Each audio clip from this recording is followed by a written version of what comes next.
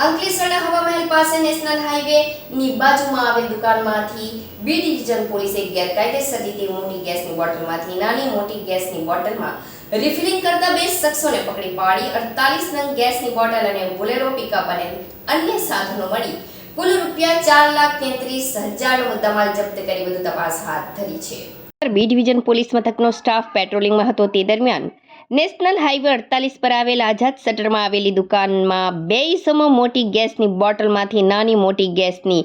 બોટલમાં ગેરકાયદેસર ટ્રાન્સફર કરી વેચાણ કરી રહ્યા હોવાની મળેલી બાતમીના આધારે રેડ કરતા ગેસ રિફિલિંગ કરતા જાબુકી શાહ ગાજી ખાન અને બરકત ઇલિયાસ મોહમ્મદ ખાનને રંગે હાથ પકડી લીધા હતા. પોલીસે સ્થળ પરથી 45 નંગ ગેસની બોટલ, 1 નંગ કોમર્શિયલ ગેસ ભરેલી બોટલ તેમજ 3 નંગ ખાલી બોટલો જપ્ત કરી હતી.